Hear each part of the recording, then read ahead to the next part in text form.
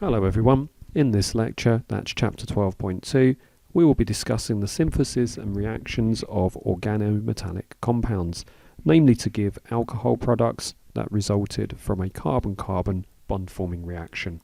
There is only one video for this particular lecture, and the learning outcomes are shown on the next slide. The learning outcomes for chapter 12.2 are shown on this slide. Take the time to pause the slide, read through these and continue when you are ready. The video advances after 5 seconds to the next slide.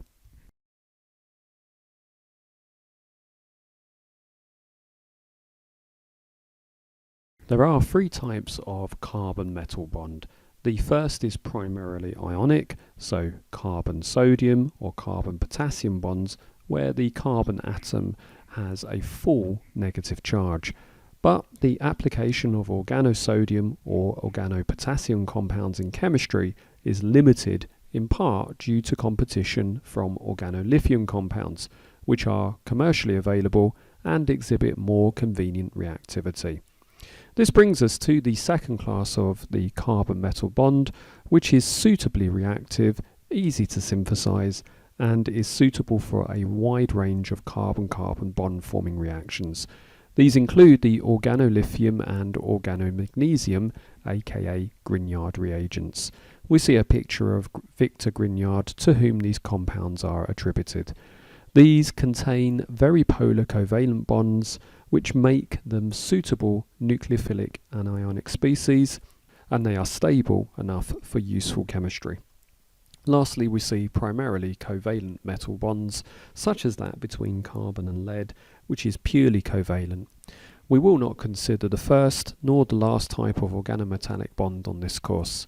We will focus only on organolithium and organomagnesium reagents. In terms of their synthesis, an alkyl halide is reacted with 2 equivalents of lithium in diethyl ether to yield the organolithium reagent. This can include aryl halides as well, where the halogen is attached directly to a benzene ring. The other product is the lithium salt of that halide.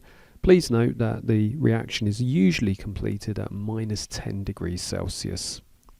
Victor Grignard discovered that similar reactions can occur between aryl and alkyl halides with magnesium, but at 35 degrees Celsius in an ether solvent, and this gives the organomagnesium compounds shown, which are more commonly known as Grignard reagents. Please note that the organolithium reagents are the more reactive of the 2, and typically organomagnesium compounds are used. Let's now discuss why the use of an ether solvent is important for the formation and the use of these organometallic reagents on the next slide. When one considers the electronegativity differences of the organomagnesium or the organolithium bonds, these don't just behave as good nucleophiles, but these also behave as very strong bases. Notice that the conjugate acid of these reactants are the weakest possible acids, that's an alkane.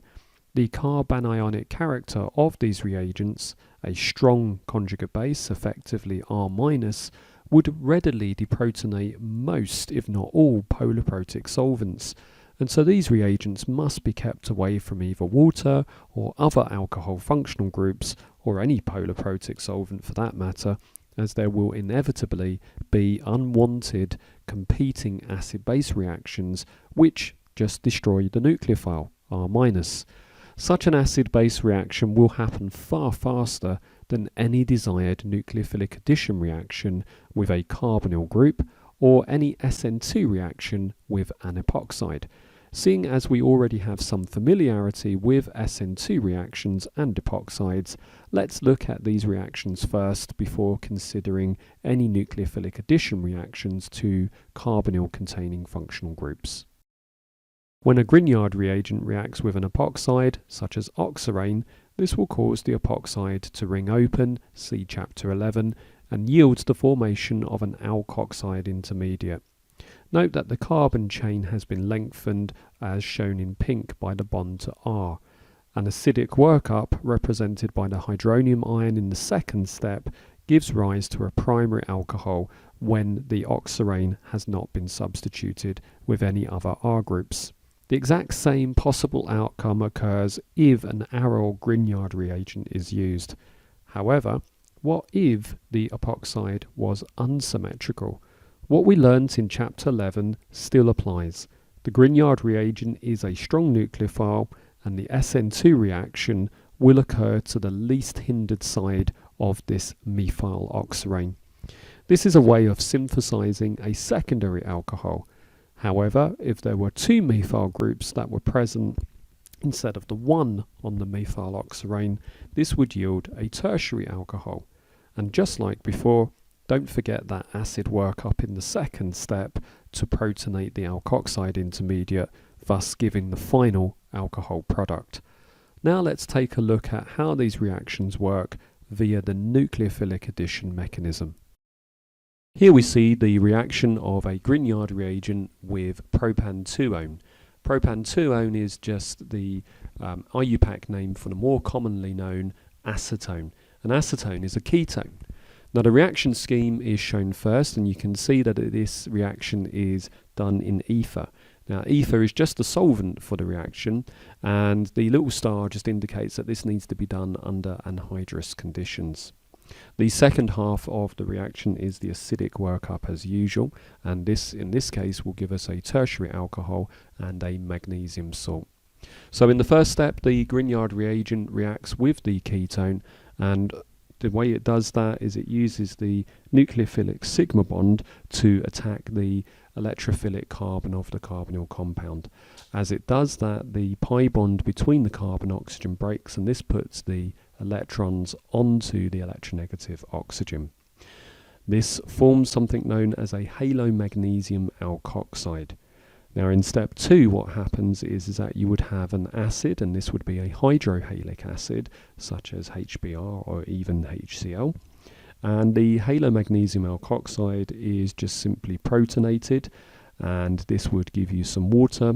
It would give you the tertiary alcohol and also the magnesium salt. So let's see what happens now when a Grignard reagent is used with the simplest possible aldehyde. This is known as methanal or formaldehyde and other higher aldehydes. Here are the possible outcomes for the reactions of carbonyl compounds with Grignard reagents. So when a Grignard reagent is used with methanal, or more commonly known as formaldehyde, this yields a primary alcohol as shown in the first reaction. Note that only one additional carbon atom would be introduced in the carbon-carbon bond forming reaction. Alternatively, if a higher aldehyde is used, in other words, this is an aldehyde that contains more than one carbon atom in its parent chain, then this will give rise to a secondary alcohol product. Reactions with ketones give tertiary alcohols. This concludes chapter 12.2, but there is one pre-recitation task to complete on the next slide. Here is the only pre-recitation task of this lecture. Please see Canvas for details of its submission. In the final chapter of this course, that is chapter 10, we will be looking at radical reactions. Join me there.